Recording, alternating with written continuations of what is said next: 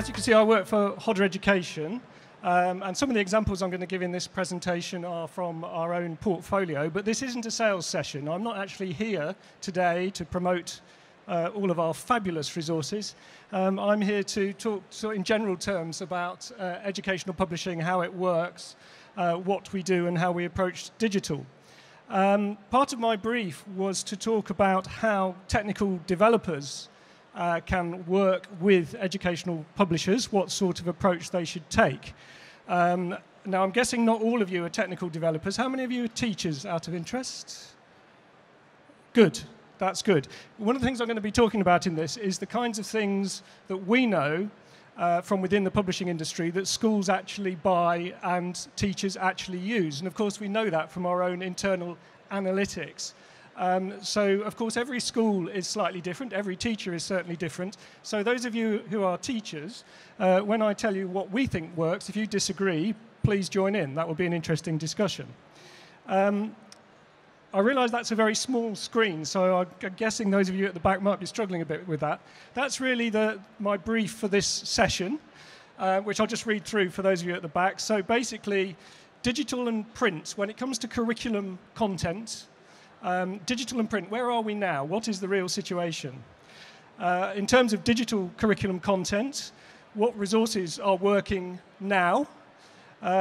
Where are the international hotspots for UK publishers? Obviously, this is an international session here. Then I'm going to talk about whether, as publishers, we can produce digital resources which have a global market, i.e. we can promote the same thing everywhere, or do we have to localize? Do we have to localize to match particular countries' demands? Then I'm going to talk a bit about how do we actually go about what we do? What do educational publishers really do? And then finally, if you are a developer, how best you can approach working with publishers. Having said this is an international session, the first couple of slides I'm going to show are actually from the UK, and they are statistics of where we are now. And the reason I've picked the UK is actually just for two reasons. Firstly, the statistics are fairly robust. They're not perfect, and I'll say a bit more about that in a moment. And secondly, I think the UK is an interesting example because for a long time, until fairly recently, digital content in schools was very much a government priority. And until relatively recently, those of you who work in the UK will remember that digital was ring-fenced in terms of government spend. Over and above that, there was a lot of investment in hardware for schools in terms of whiteboards and so on and so forth. And over and above that, in global terms, the UK is relatively well wired. Most schools have good internet access relative to many parts of the world. So given all those things, you would expect that the UK would be pretty much at the top of the table when it comes to use of digital curriculum resources.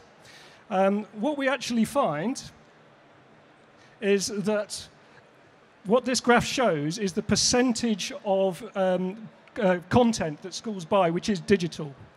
As I say, they're not perfect stats. These actually come from the Educational Publishers Council, so they don't include everyone, but they do show a very clear and accurate trend.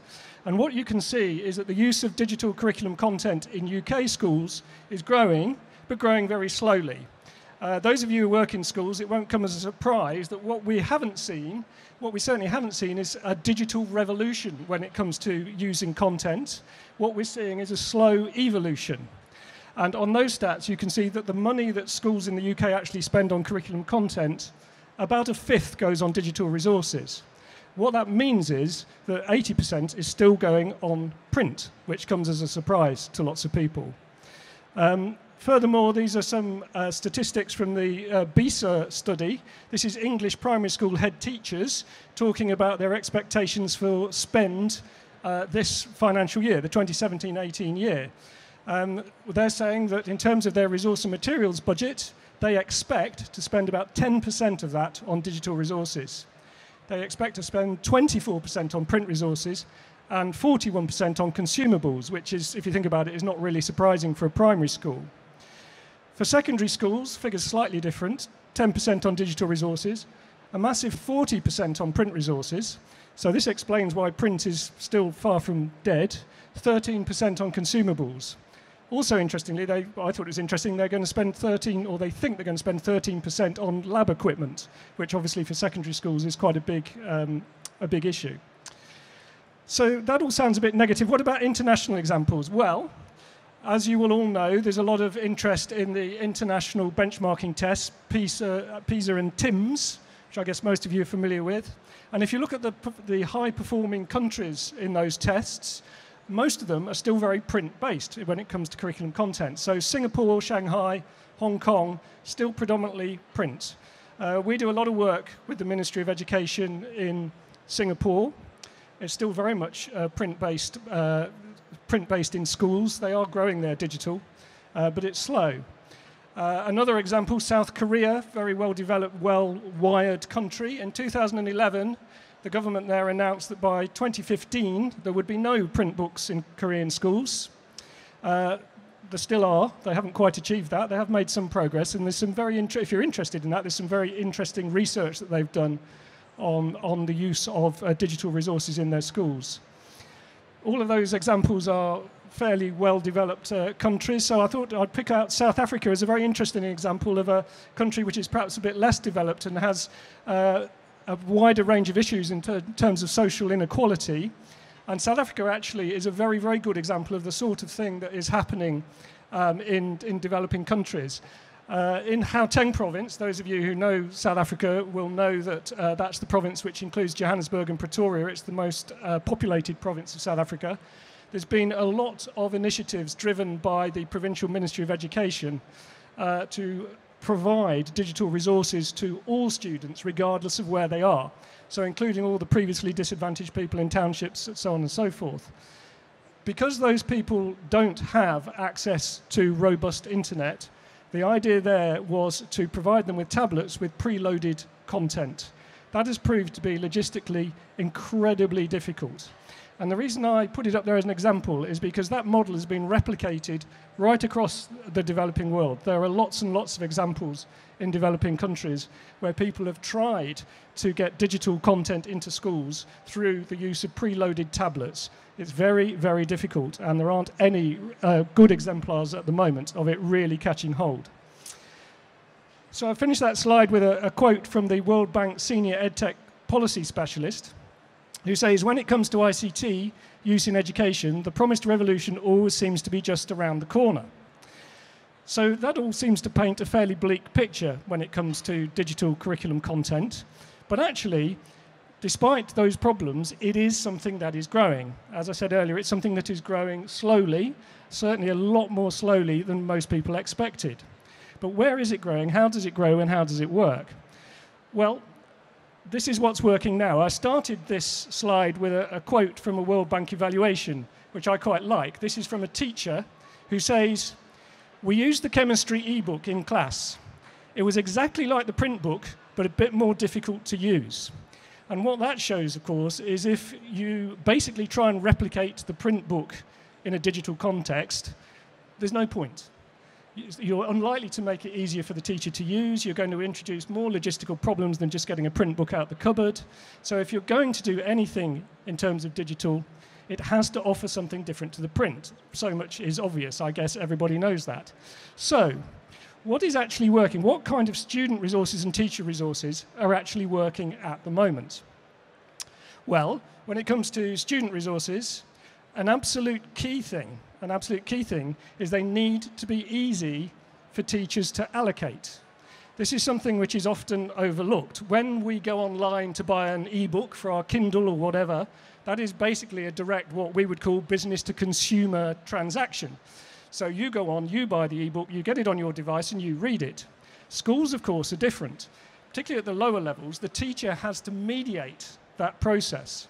So you've got to have a process whereby the teacher can easily access the materials they want and easily allocate them to students.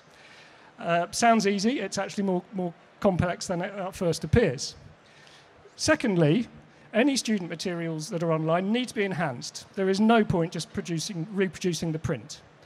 And where we've found that there's real traction is if student material, obviously you can enhance it with video, audio, all of those things, that's all fairly straightforward.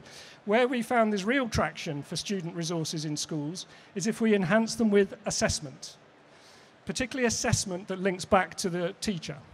So if you include end of unit tests, whatever the learning objectives are, if you build in assessment into the student resources, which then feeds back to the teacher, that is something which is very popular and is growing.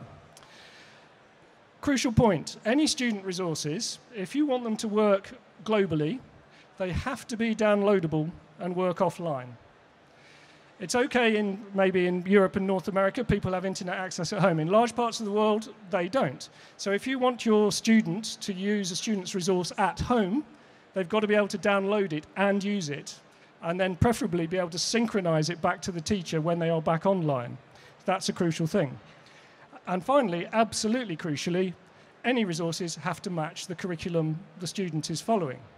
Again, I've had many conversations at Bett over the years where people have come up with excellent ideas for content, and I've sat through the demonstration.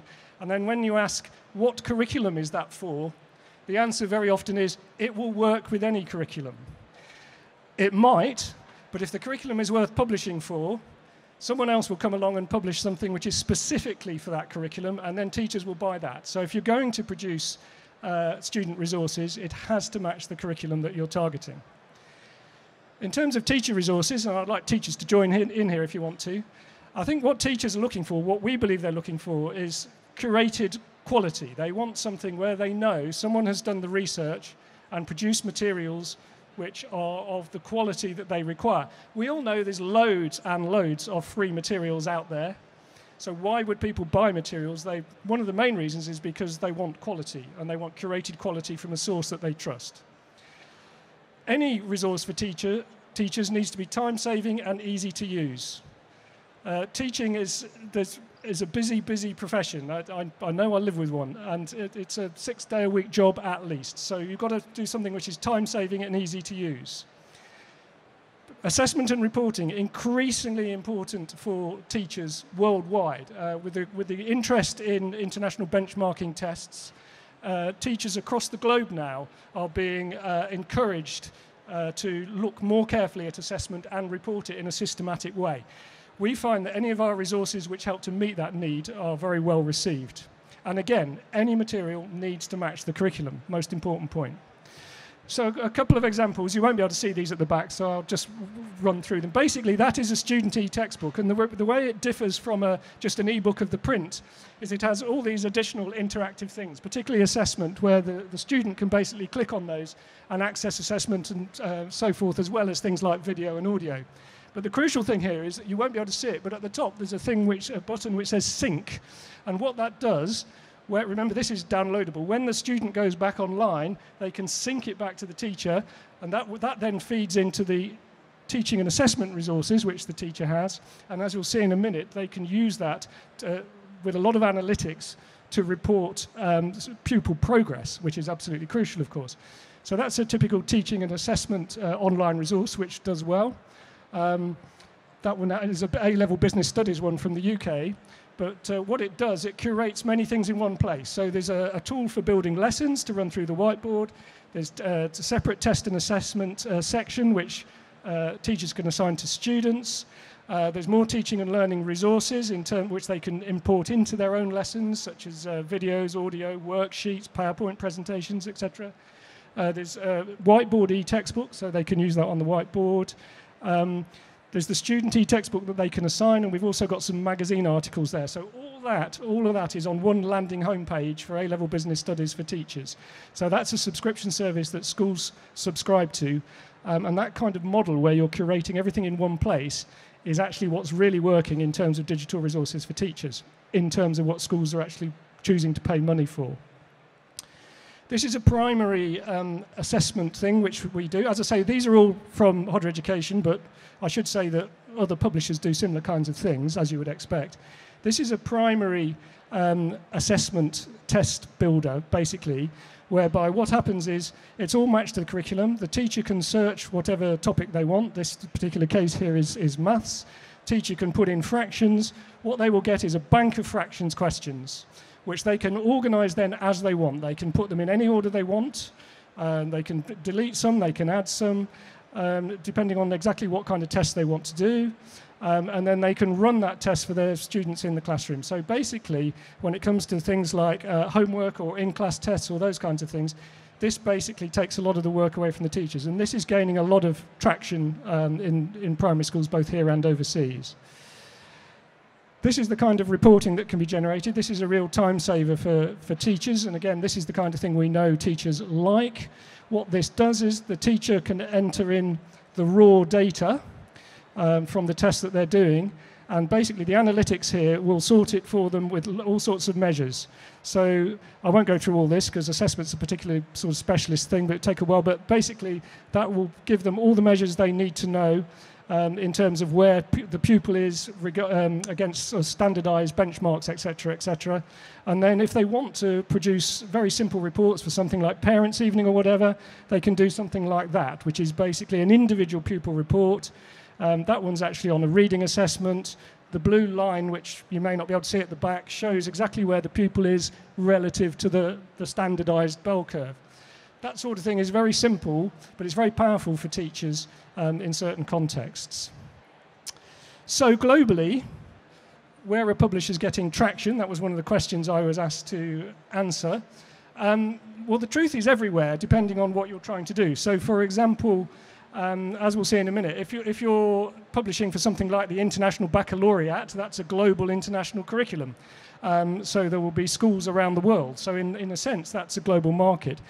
In terms of the main activity at the moment, it won't surprise you to know that the big growth areas are the Middle East and Asia and China.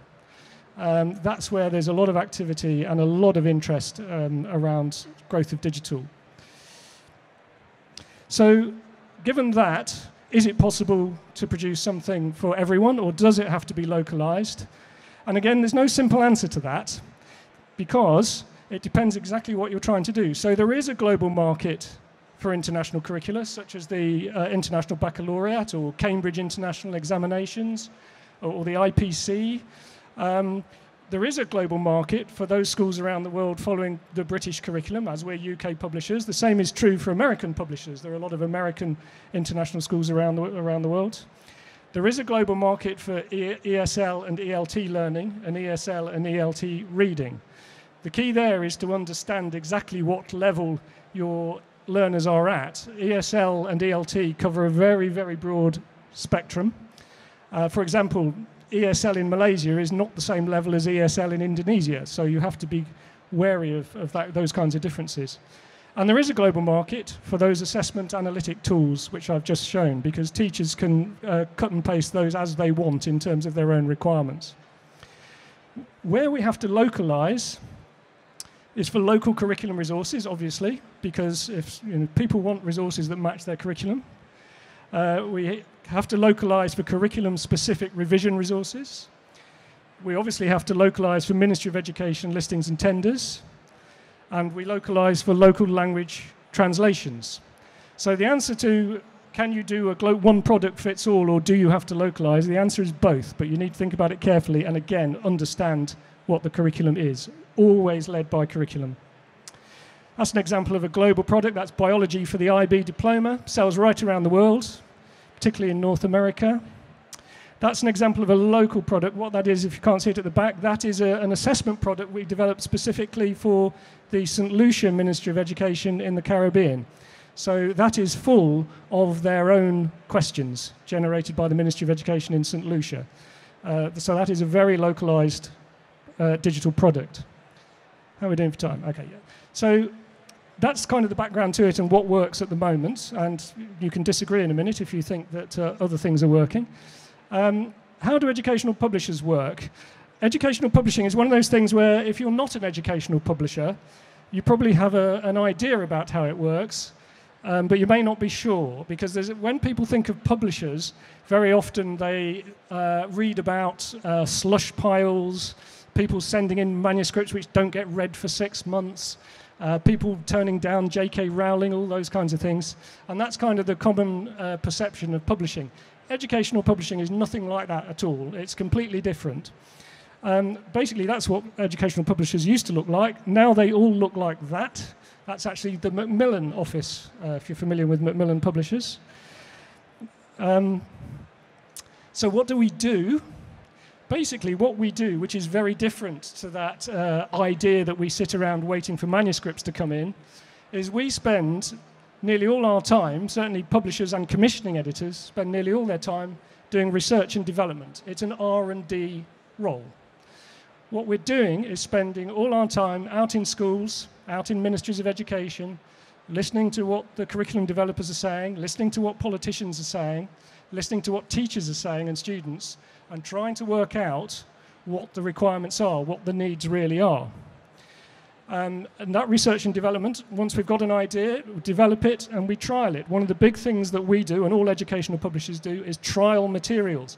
And that's how we know that they work and are of quality, because if they don't work, we don't publish them. And educational publishers are absolutely immersed in curriculum and pedagogy. This sometimes surprises people. You imagine teachers and curriculum developers are immersed in curriculum and pedagogy, but so are we. That's our language. We talk curriculum and pedagogy all the time because that informs the materials that we publish.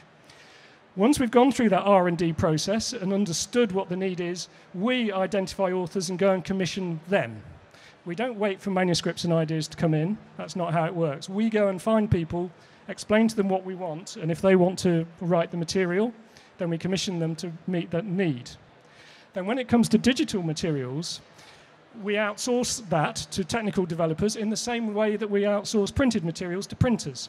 As educational publishers, we're completely neutral when it comes to the delivery mechanism. We don't actually mind whether the teacher wants it in print or a digital product. We can do both. What we're about is content. The delivery mechanism, we will do whatever the school and the teacher wants. So we outsource that technical development in the same way we outsource printing to printers. And as I say, absolutely what none of us do, any educational publisher, we don't sit in an office waiting for people to bring ideas to us. We would disappear from the scene very quickly if we did that. So if you are a tech developer, and I appreciate not all of you are, but if you are a tech developer, what can you do to interest publishers? Firstly, come to us and tell us what your capabilities are. What can you do in the broadest big picture sense? Because tech developers all have their own specialisms, strengths, and so on and so forth. Secondly, listen to what publishers are looking for and hoping to achieve. Remember, the publisher will have already done the research. They will have an idea. They may not be right, but they will definitely have an idea about what they want. Thirdly, understand the market context, particularly the curriculum and the pedagogy. Don't think that your great EdTech idea is going to fit everybody around the world. It won't. And also be aware of price constraints. Schools everywhere have tight budgets. Just because something is doable and is nice does not necessarily mean teachers will buy it if it's too expensive.